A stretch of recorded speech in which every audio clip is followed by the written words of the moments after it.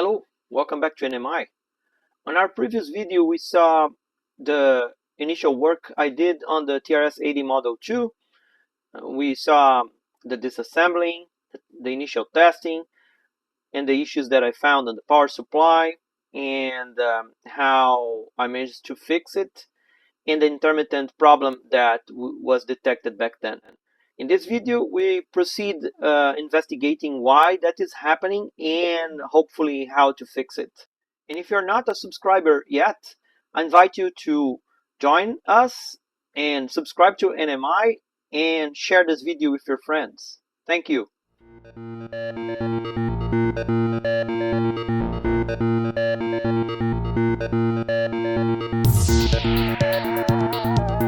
One other thing that we have to do, and just to make the screen looks nicer, is to adjust the width and the height, right?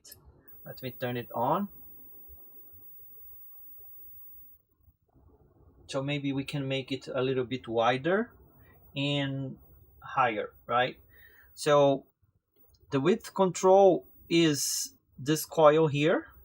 And for ideally you should use like a non-metallic tool or like something made of plastic or something. I don't have anything like that, so I'm gonna use this metallic one.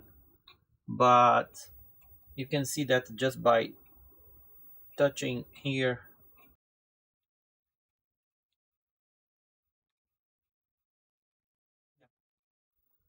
Yeah, we don't want it to be too wide because it might cover the front, like the front panel might cover some area of the screen. So maybe this is good enough. Now the other control is this trim pot here. That is the height. I have, for this one, I have a plastic that this is the kind of tool that you use to adjust the scope probe. So let me see if I can get there. And if we, can I turn this thing? It's stuck, it seems. Oh, yeah, okay, yeah, I have to use my finger. Yeah, but yeah, it's higher already.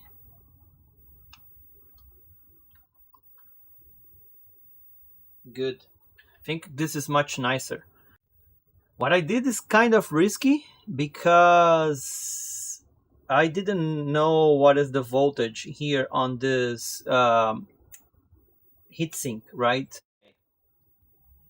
Maybe it's too much, but we can get back to it and do the fine adjustment later. Or let me see if I can just take the front panel.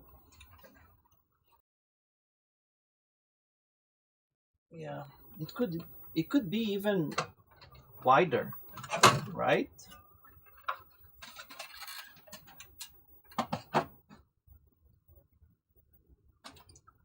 So I'm gonna make it wider.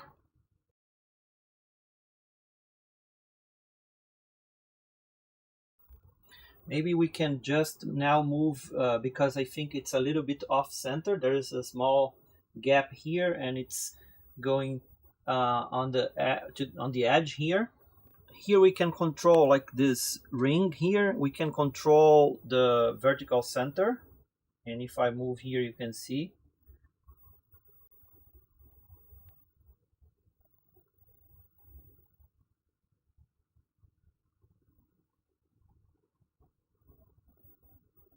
Yeah, and maybe it is tilted a little bit. Yeah, looks like it is a little bit tilted. So I can just loosen it a little bit and try to, yeah, rotate like this. See, we can rotate the yoke.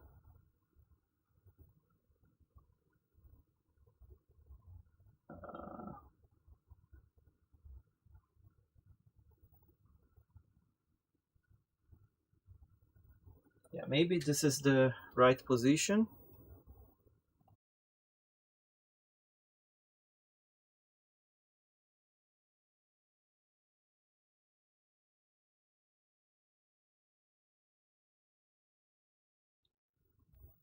Yeah, maybe I'm gonna have to drop. I don't know why this is not.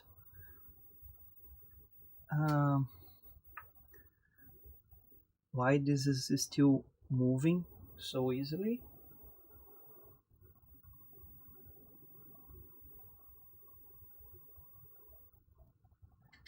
But what we can do, maybe I can just add a drop of glue there just to make sure that it doesn't move anymore, and that's what I'm gonna do later.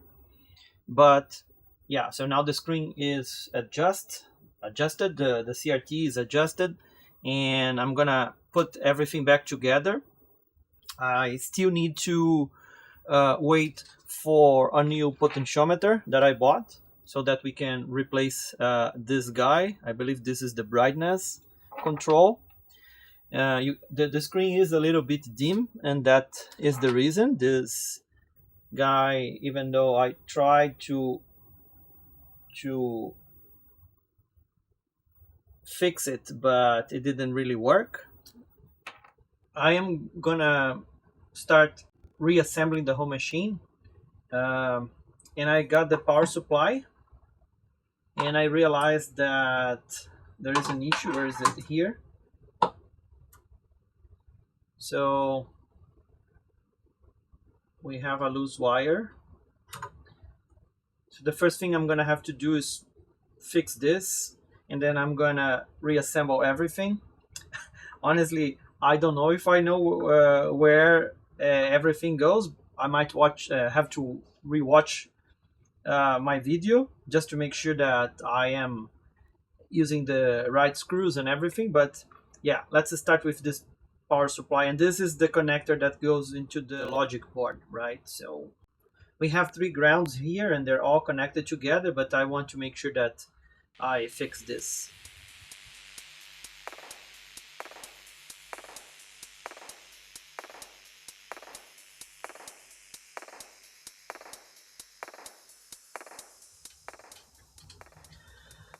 Okay, this is done. Now let's move forward and assemble the machine.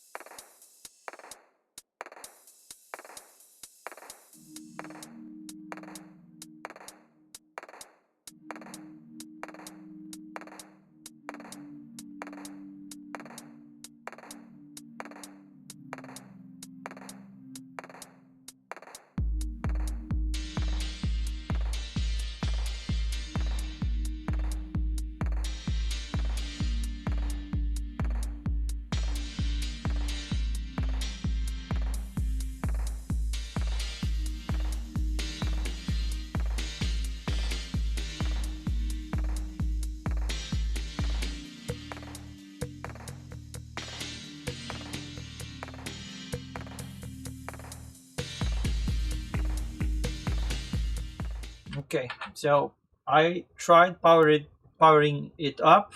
It didn't work. Now I found that, oh, I hear the flyback. Yeah, see? Now we have image. It's not good. And now we don't have it anymore. So yeah, there is definitely a problem with this analog board. It's good that we managed to pinpoint that. I'm not convinced that maybe it's the harness, but I am not confident it's the harness. I think it's the board itself. Yeah. So there's a problem in a solder, a cold solder joint or something there. So I'm gonna do 2 things. I'm gonna replace this potentiometer here, and I'm gonna check the board and resolder. There's surely either a track that is broken or some cold solder joint.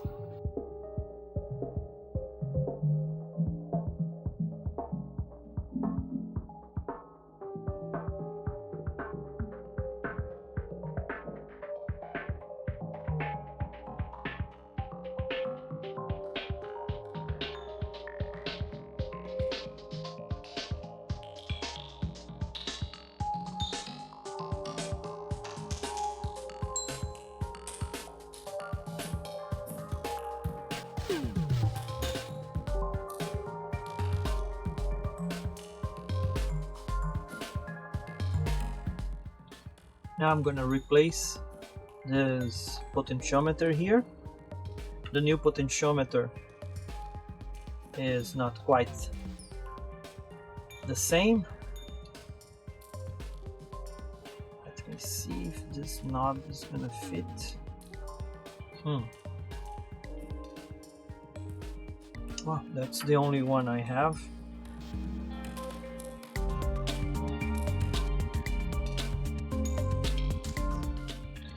Okay, this should do it. I don't know how or if it's gonna work installed. I mean, electrically it's gonna work. I just don't know if I'm gonna be able to install it properly, but that's a different problem, right?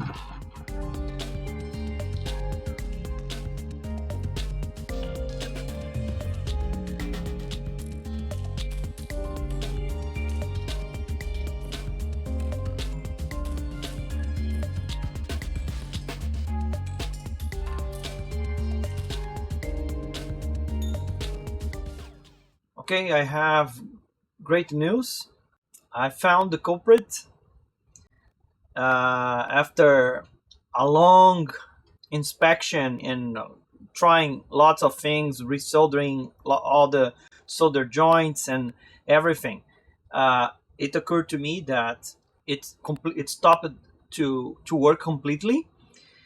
So I started to check for some dirty contact that when I applied heat, maybe it lost the contact.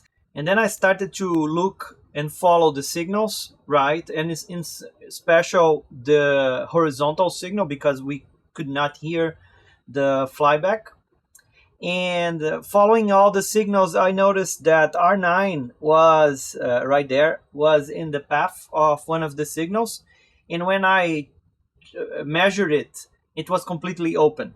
So this is the resistor that was there, right? Exactly like this. You can see that there are others like that, right? With, I think someone cut their legs and did that very poor job. But I checked them, they're all good except for this one. This one was completely open. So I replaced it with a new one. This is a 470 ohms, right? And guess what? It solved the problem. After that, and I apologize, I did that off camera. It was just, a lot of time. And I also didn't record the fact that once that was done and the video started to work again, I completely lost the meaningful video. I mean, the screen was completely white with a cursor blinking, but no text. So I thought, oh man, now what is the problem, right? And I checked everything. I cleaned up. I used the contact cleaner, right? I used the contact cleaner to clean the contacts on the back plane.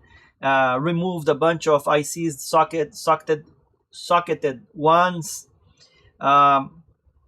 but nothing seemed to solve the problem. But I noticed that what was missing was the text, right? The screen looked correct, but the text was missing. So that made me think that this is a problem on the video card. And I'm gonna remove it to show you.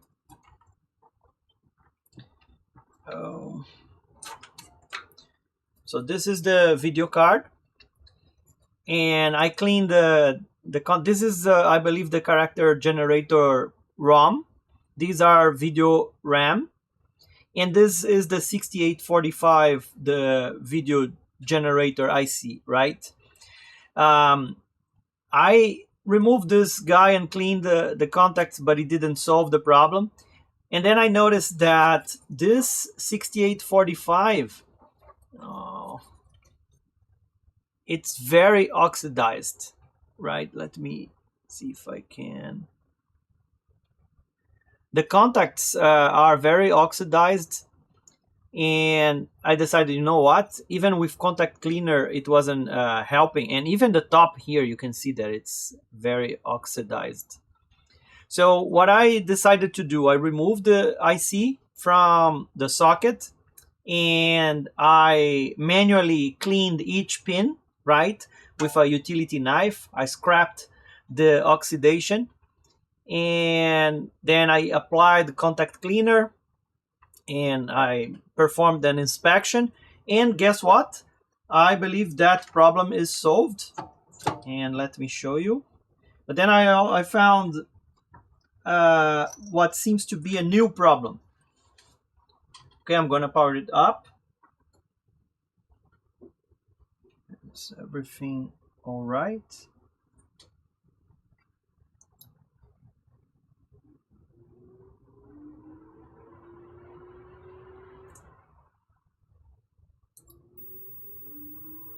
That was the problem.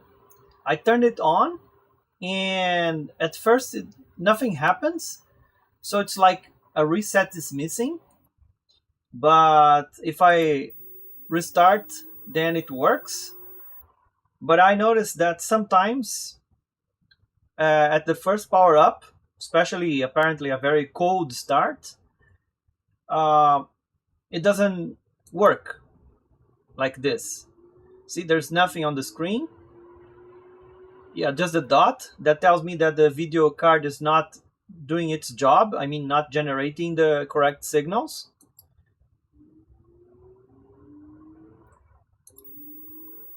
See, now we have garbage. And now we have the text. So that makes me think that there is a reset issue, right? So I'm gonna remove the CPU card now, and this time I'm gonna do it on camera. I'm gonna remove the CPU card and we're gonna investigate the reset. So here we have the CPU card, right? And this is the Z80. And according to the schematics, the reset timing is provided by this capacitor C30, 38, and this resistor R21. So the first thing I want to do is to check whether these two are good, right?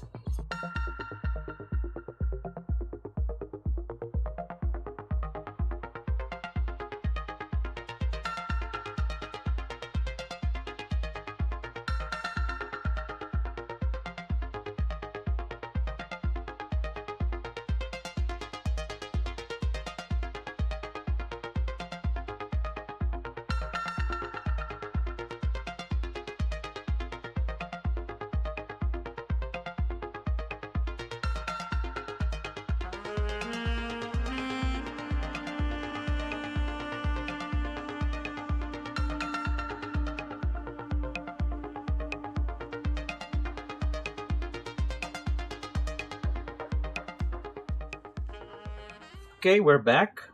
I did a lot of digging again off camera because this machine is taking so much time. But I found some very interesting things. So this TP5 here, this test point is we can get the clock and we can see there. We can see that it's 8 megahertz, the clock. So the clock is working, the crystal is good, right? One other thing I wanted to do was to check the reset, right? Because the reset was not working, and I found the reason. This IC here, it's 74LS123.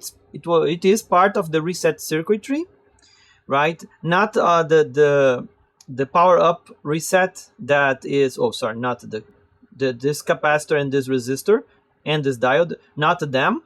But there is another circuit that is connected to the front switch, which you cannot see, but it's here on the top of the board.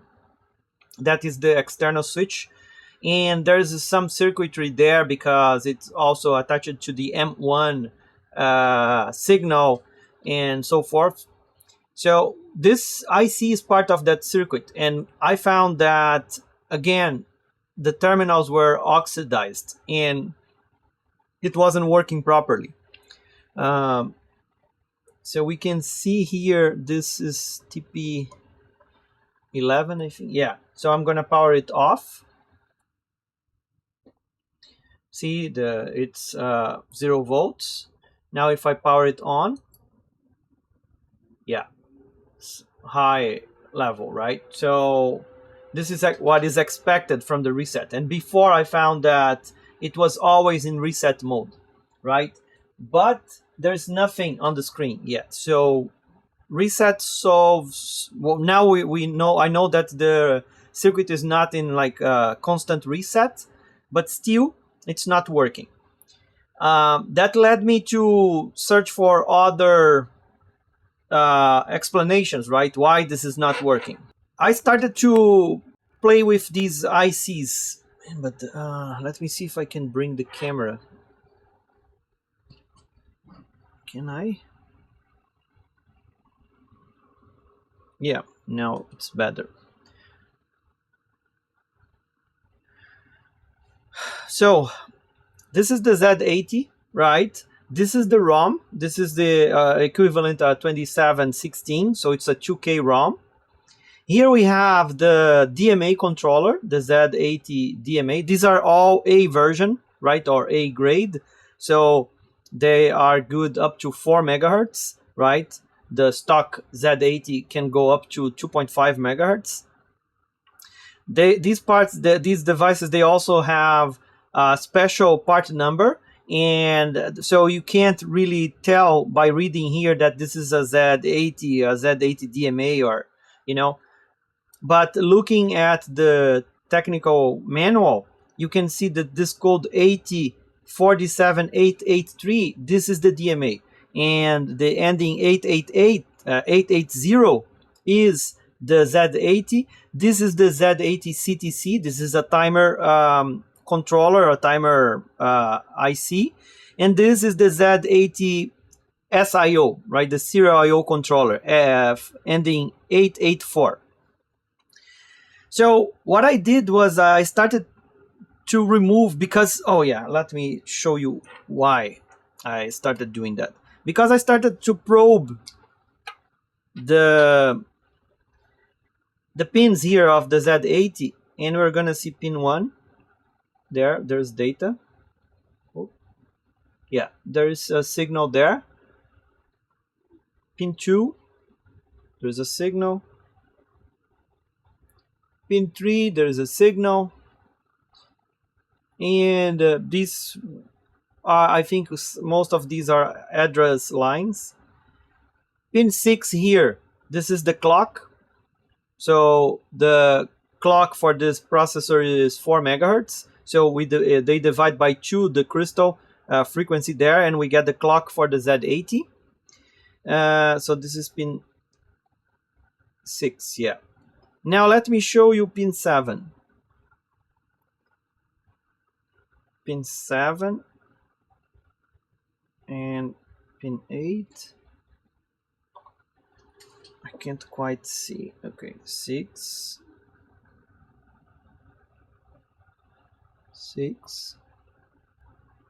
7. So the voltage there is not quite good, right? You can see that here. See, this is a 5 volt peak to peak, or from 0 to 5 volt signal, right? But here on pin 7, which is one of the data lines or data lines, I need to to decide which is the pronounce that I apologize for that. But here on the data line, we can see that this is 2 point something volts peak, right? It's not even 3 volts. So this is not right. Right? Let me see some other pins.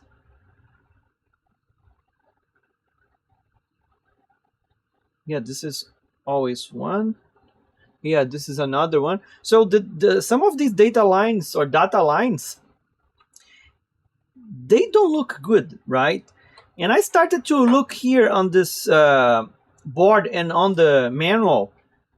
First, I found that there's no latch here or a driver that is controlling data or data into the CPU, into the Z80. So because that could be one device that was failing and causing this voltage to be lower than expected. But on this board here, the drivers are mostly just for the address lines, not for the data lines.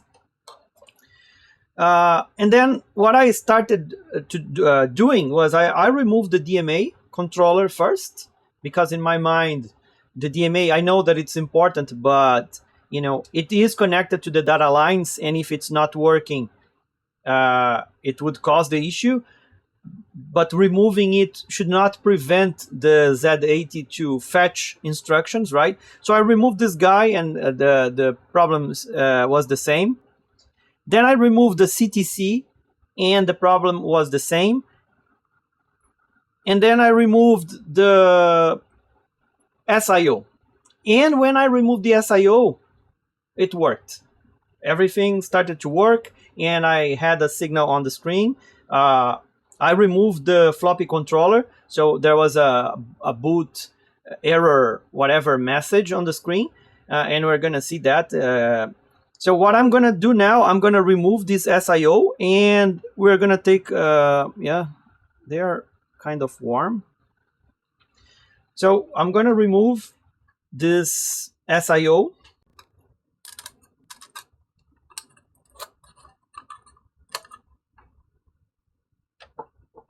I already cleaned the terminals, and I used the Dremel to just kind of polish the terminals to remove any kind of residue that was there, any oxidation. But I think that was the reason that it started to misbehave, because I think this device is not really good. And even the socket here is also, I think, kind of giving up. And if we remove I'm gonna turn off the scope. So now we have the other camera there. I removed it. There's nothing wrong here. Nothing is gonna cause a short or anything, so I'm gonna turn it on. And see there, we have a signal on the screen. Boot error. And now if we look here at the signals, 1, 2, 3, 4, 5, 6, 7. Okay, I am on the same data line that I was before, that had like less than 3 volts peak. Now look at that. Now the voltage is much better, right? So there is something wrong with that SIO, right? Now I don't have an A version of the SIO, but I have the ordinary one. I'm gonna install it here and see if it boots. So here I have my SIO, but this is not an A version, but hopefully it is gonna work. I don't know if it's really gonna work, right? Because maybe it can hang, maybe it just seems to work, but not really, who knows. And let's turn it on.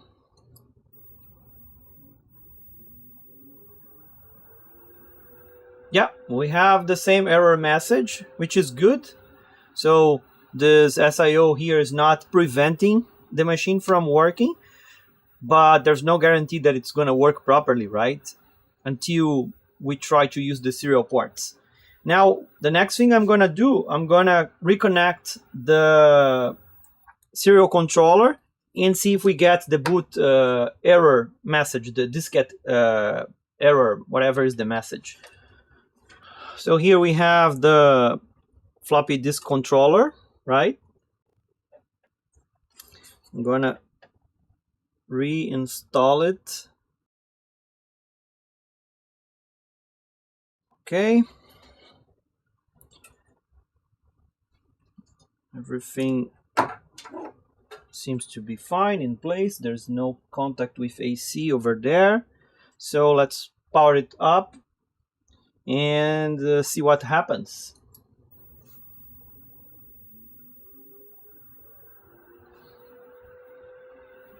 Insert diskette.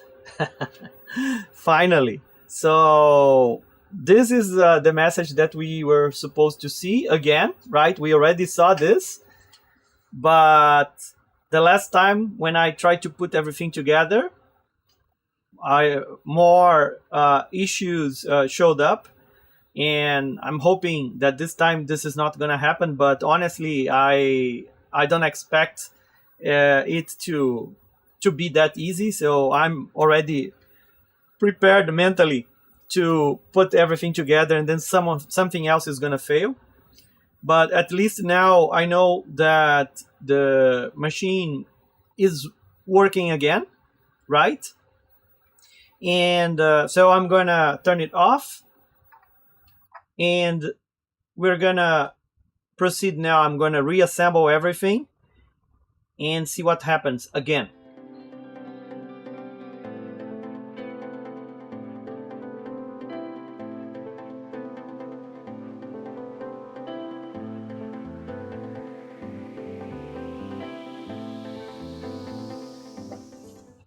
Okay, here we go again.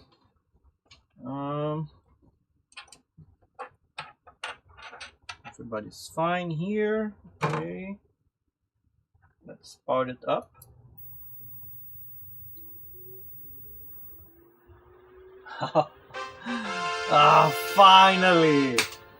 Finally I managed to assemble it, and it's working. Oh man.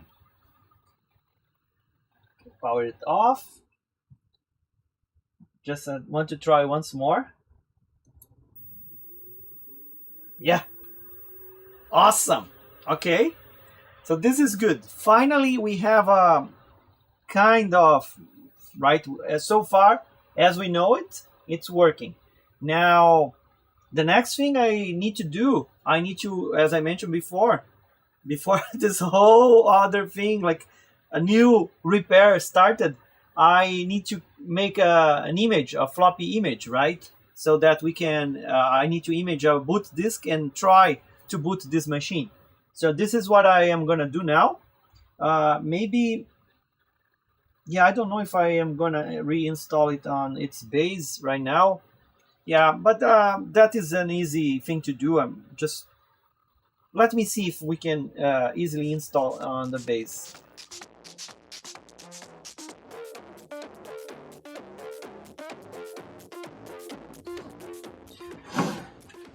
So this is the bottom of the case. I cleaned this up.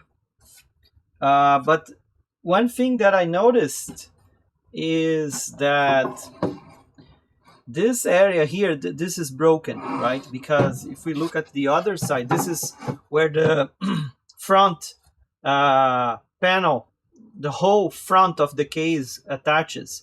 So here we have this kind of piece of plastic here that is missing on this other side. So one thing that I'm gonna have to do is to reconstruct this. I used super glue here, not a beautiful job, but I hope it's gonna work because this was broken. Yeah, I'm not too sure how I'm gonna, maybe I can try super glue here, but I'm not sure it's gonna be strong enough. and I need a piece of plastic to replace the part that is missing. Okay, so I'll be right back. So here is my plan. I have this piece of a zip tie. I trimmed it so that it fits under it, right? And it's I hope it's basically the same size. Yeah, roughly the same. Maybe it needs to be slightly less. Yeah, maybe now it's too little, but yeah, I just wanted to have some support. So I'm gonna glue it here in place, and I'm gonna cut it here, so it's gonna be just a small piece here. Or maybe we could just do this, right? Yeah, I think it's gonna be better if I can bend it upwards, because then it will naturally hold in place, I hope. Or maybe not. Yeah, I can add some support on the bottom. Yeah, so I'm gonna glue this in place.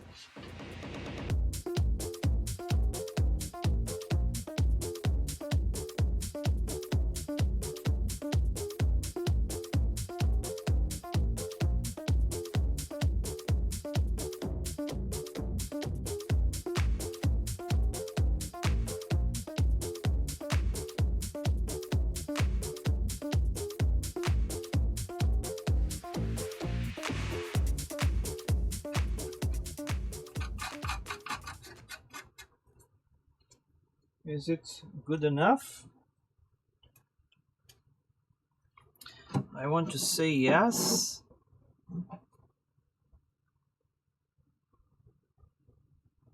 But I'm not sure. Okay, I kind of aligned here the chassis on the bottom of the case.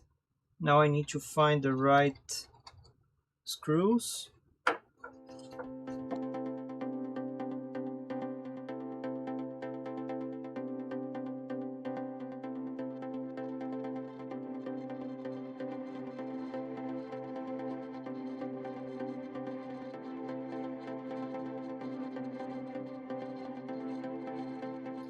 Before we proceed with the imaging, I realized something.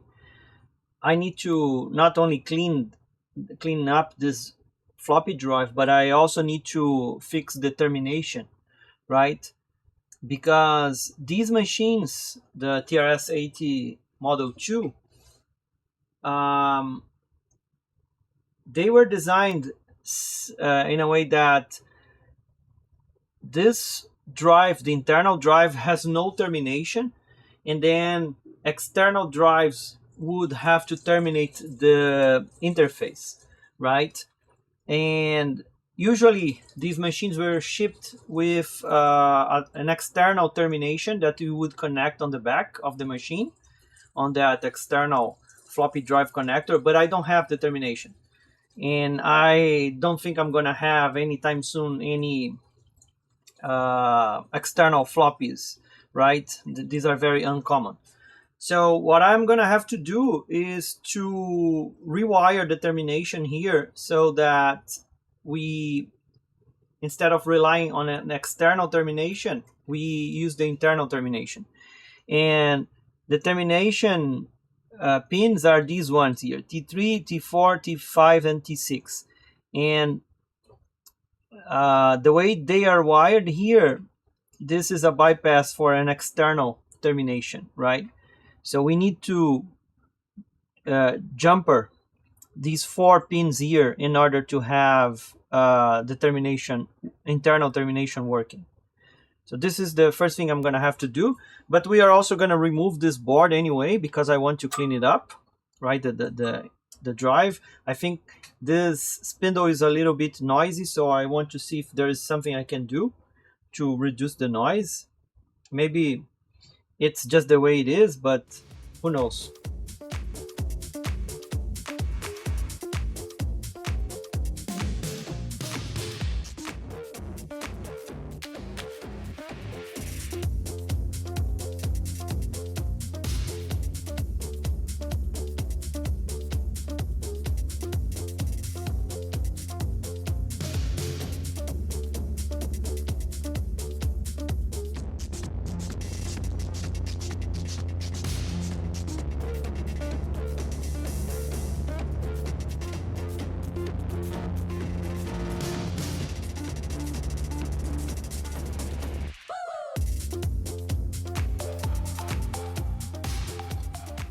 just gonna add some solder bridges here. I think it's easier.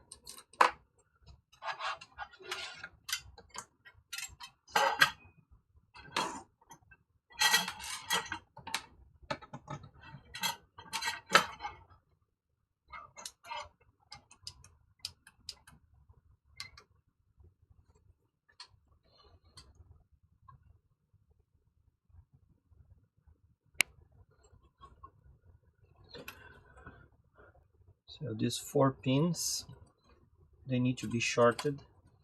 Yeah, and it seems like the termination is this 150 ohm resistor package here.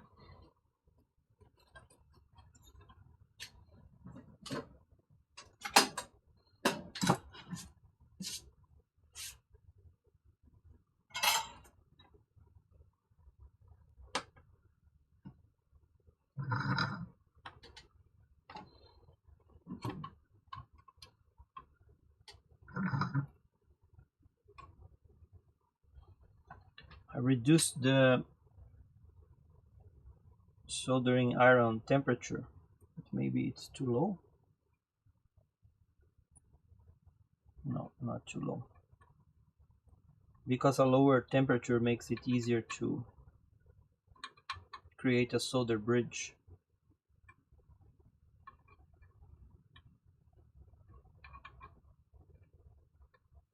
Like that. Let me show you.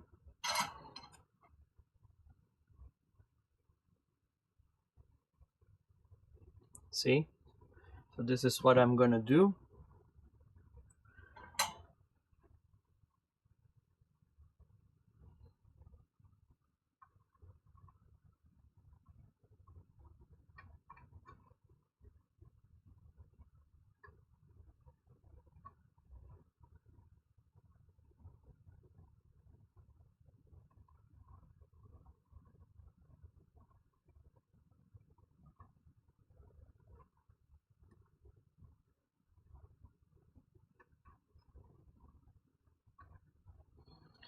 And here we go.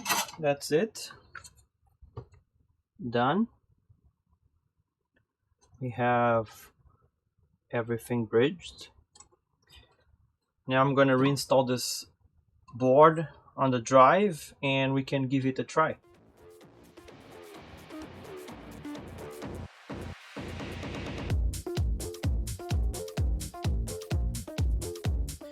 If you know how to lubricate these ball bearings here, let me know in the comments. I would maybe at some point like to try to lubricate and see if we can reduce the noise or mitigate the noise. And the floppy drive is ready. Now I am gonna reassemble everything here on the desk, right? The Model II and my 386 that I'm gonna connect to this floppy drive here, and we're gonna see if we can make it work. Now I have everything here. I have a 386 here on the desk. The TRS-80 is here, you can see. I have multiple cameras here. The floppy is here. The machine is mostly assembled. I have connected see this flat cable here, it goes to the floppy controller there, and here it's connected using the adapter that I made here, right? This little board here. Let me show you. So this is the adapter, right? And it connects to the floppy drive. Okay. The floppy is being powered AC and the DC voltage by the power supply from the TRS-80 from the Model II. Now I'm gonna power it up first. Yeah, everything's okay. Yeah. Okay. Yeah, you can see on the screen there. Now I'm gonna turn on the 386.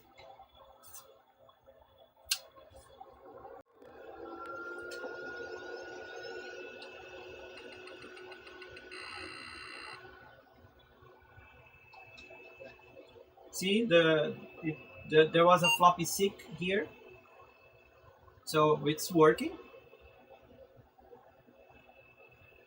I am using, I configured on the BIOS this floppy to be the floppy drive A, and I set it to 1.2 megs. Even though it's really isn't. Now I'm gonna go to the image disk directory, and I have a bunch of images. We're gonna use the IMD utility. Here we're gonna have to set up cylinders to 77, sides 1, double step off, and I'm also gonna set the interleave to 1, just in case. Now I'm gonna take a floppy disk. Yeah, I'm gonna take a floppy. I already cleaned the head off camera and lubricated the rails, so the floppy should be ready to go. Now what I'm gonna do is first I'm gonna run. Can we run the alignment test? No, I don't think we can. Yeah, we need to insert a disk. First, I'm gonna format this disk so that we can use it here. So sectors 26, starting sector 0.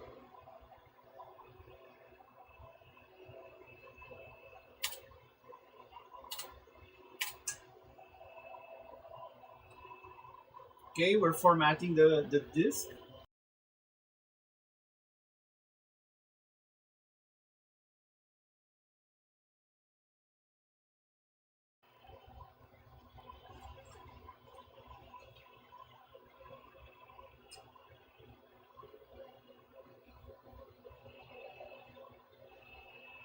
Okay, now we can run the alignment test.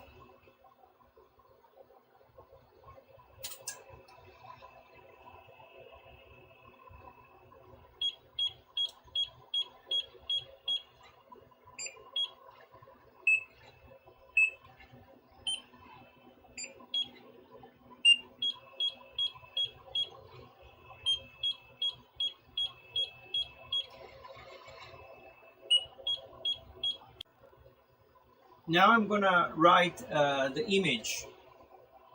So I'm gonna first try the TRS. Oops. I'm gonna try first the TRS-DOS 2.0A. The disk is there, and let's write.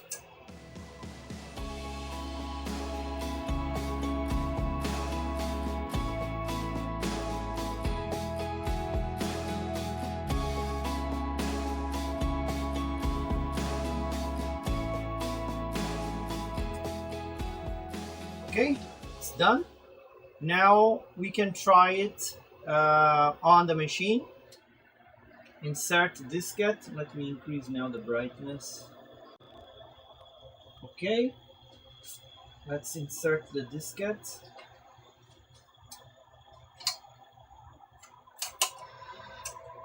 Oh, it's loading. Uh-oh, what is that? Boot error HM. Huh. Let me reset and try again.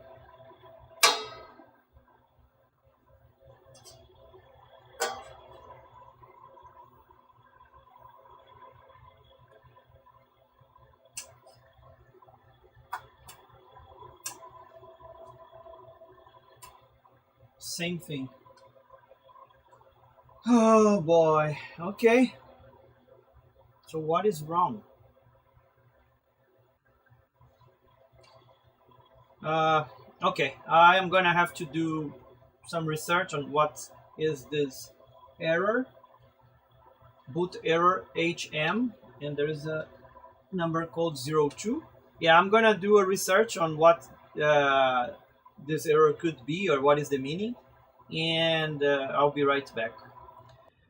So after some research, I found on a different manual for the 6000, the Tandy 6000 machine, that the boot error HM message is related to the high memory, right? Which makes sense, HM, high memory. So that maybe makes more sense than the other stuff that I was reading, because on another page it was talking about some data or data marking for the hard drive. I don't have a hard drive, so that was confusing and misleading.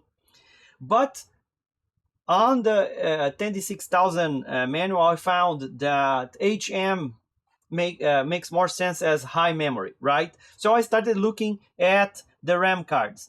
I thought they were okay, right? Because the machine is booting, and I know that there is during the boot there is a memory check, and usually if there is a problem with the memory, you're going to see an error message. But I don't know how much memory tests. I believe it only tests the initial memory, right? So the first 32K or something like that. So I started looking at the RAM cards, and in the technical manual, I found one thing that I was curious about, that is the configuration of these jumpers, right? And here we have a card that is configured apparently for like the initial memory, right? The first 64K. So on the manual, you see that the configuration for these jumpers are all correct. 1, 2, 5, 6, then 9, 13, 10, 14, 16, 17, and 15, 18, right? But there's another configuration here, and this one has to do with the other banks, right, that are not bank 0. And there are multiple positions here according to which bank you want this card to respond to, right? And I found here that this jumper is wrong, right?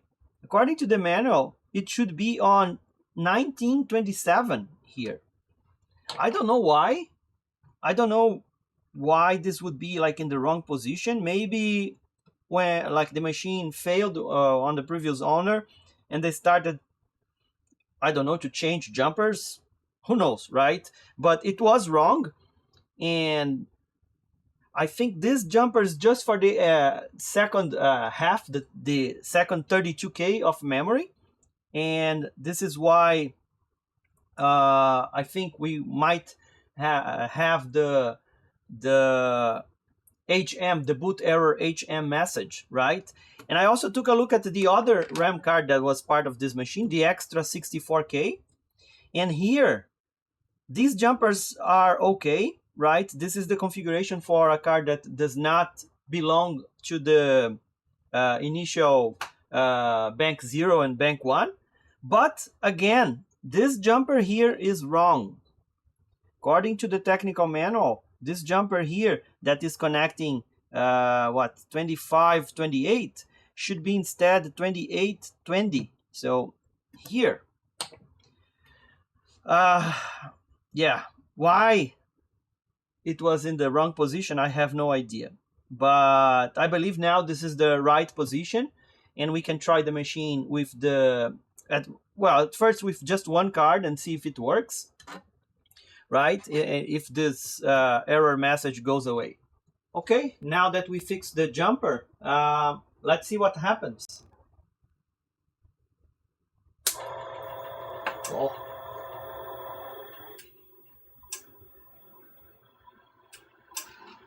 Oh. Oh, now it's 32K memory. Yes! It worked! Oh, what is that? Oh, TRS-DOS ready. Cool. Yeah, it's working. Amazing. So my newly imaged boot disk worked fine. I'm happy. Okay, I guess now I'm gonna put everything together, and we still need to test the keyboard. I don't have the keyboard here. It's missing the front panel. I'm gonna put everything back together.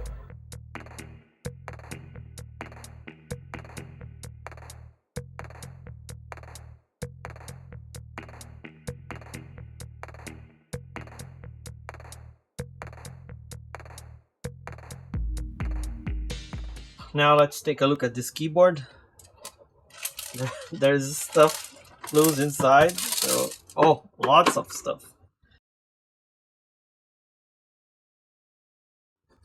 Oh, okay. This is why the keyboard is not working. That's kind of good news.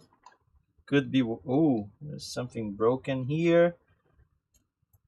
Yeah, it's kind of good that it was disconnected, because with a lot of dust and stuff here. Oh, there are more pieces falling apart from the keyboard. Yeah, this board is loose, and I can see that the key there. Yeah, I don't know if... Yeah, let's see what is gonna happen. But first, let me clean this up. Okay, that connector connects here. I was reading that this keyboard is like capacitive, so I'm not sure what is that exactly means. Well, I know what is a capacitive keyboard. I just never saw one like older like this, because that's not the... It's kind of, I think it's kind of the same principle as the capacitive touch. Oh my, why this a lot of stuff is out of place? Oh no, is this supposed to be like this? It's different colors.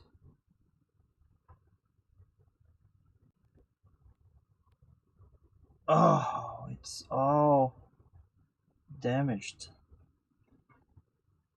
Oh, I'm gonna try not to just move the ones that are out of place back in the kind of expected place. Yeah, then oh, this one is out of place. We have LEDs. I'm gonna clean up. Yeah, there's more plastic here, but I don't know where that plastic belongs. The space key here is okay. It's most probably those plastic pieces are from one of these keys, maybe. I don't see any broken one. Yeah, that one has some damage there. Oh, I see here it's missing a part. Yeah, so these, yeah, these are all where the screws connect.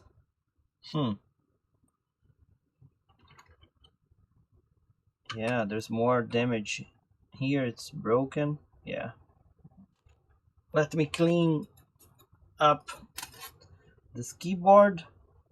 And yeah, I don't know what this logo is. Is it focusing? Yeah, I don't know what this logo is, and I don't know these devices. They seem like application specific ICs, maybe, or maybe they... Yeah, I have no idea. This one is from Intel, so should be an ordinary part, but these two I have no idea. Keytronic. Yeah, I was reading that these keyboards are Keytronic. Yeah, there's a lot of dust or some... Yeah, it's probably residue from the keys that are all falling apart. Yeah, I don't know if we're gonna be able to fix this properly.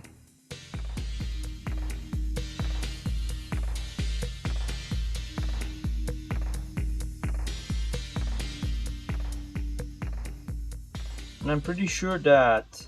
Well, I don't know which color is correct, but I believe these are the good ones and these are pretty bad ones. So unless we can, but it's not only about replacing these pads, we would also have to, the plastics is completely falling apart, so not much I can do there except trying to replace or swap keys.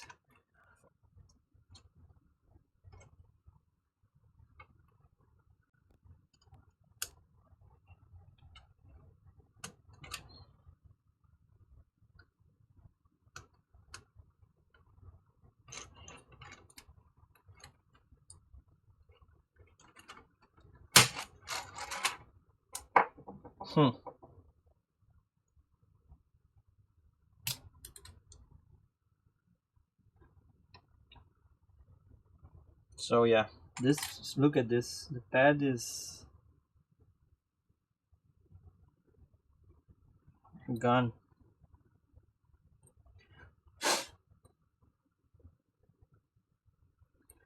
Yeah, I don't think this is gonna work, but at least we're gonna try.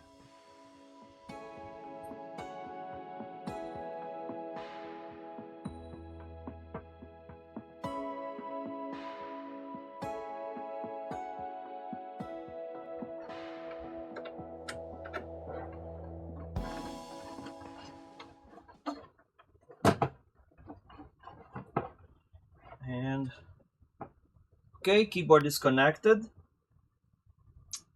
Yeah, I think we are ready to go. Let's try it.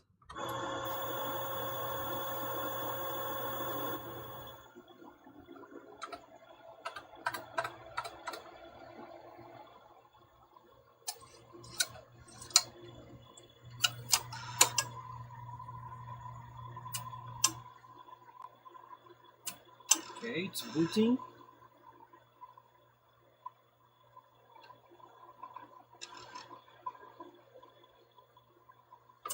Oh. Oh. Yeah. Oh no.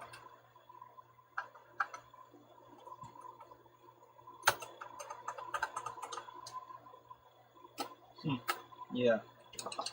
Yeah, as expected. Oh, this is not even coming. Okay. As expected.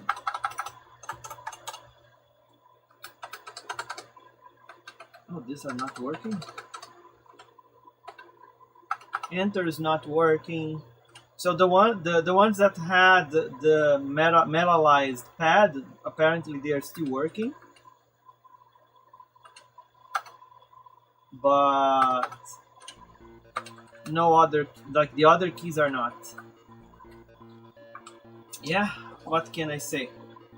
The machine is working, as you can see, and we image a disk, and I had other stuff that I imaged that I was gonna try, but this keyboard, I'm not sure it's repairable.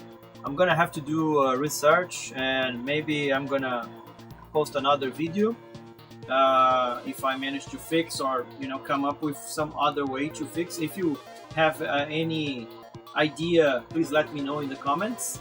And otherwise, that's it. Thanks for watching. Please consider subscribing to NMI, give me a thumbs up, share this video with your friends, and see you next time. Bye! Hey, before I go, I have great news.